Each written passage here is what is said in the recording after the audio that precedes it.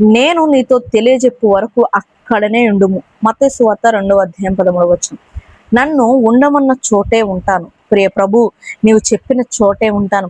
సాగిపోవాలనిపించినా, అందరితో కలిసి అడుగు వేద్దాం అనిపించినా, ఎగురుతున్న పథకాన్ని అనుసరించాలనిపించినా, యుద్ధ రంగంలోకి దూకాలని ఉన్నా ఉంటాను ప్రభు. నీ ఉండమన్న చోటనే, నన్ను ఉండమన్న చోటనే ఉంటాను. ప్రియ ప్రభు, నీవు చెప్పిన పనే చేస్తాను. పొలం చాలా చిన్నదైన, సారం కొదువైన, వ్యవసాయానికి అనువు కాకపోయినా ఉంటాను. నీదే కదా ఈ పొలం.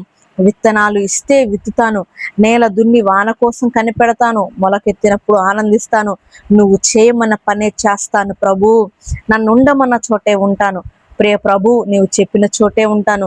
భారాన్ని వేడిని భరిస్తాను. నీ మీద ఆనుకునే సాయంత్రం అయినప్పుడు బరువైన నాగలిని నీ ముందు ఉంచుతాను.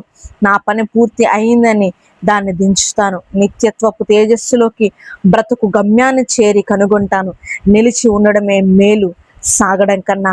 నిలిచి ఉండమన్నదే నీ ఆజ్ఞ గనుక. పరిస్థితుల పంజరం కేసి రెక్కలు కొట్టుకునే అసహనం నిండిన హృదయమా, ఎక్కువగా ఉపయోగపడాలని తహతహలాడుతున్నావా? నీ రోజులన్నిటినీ దేవుడే నియమించాడు. ఓపికతో నిరీక్షించు.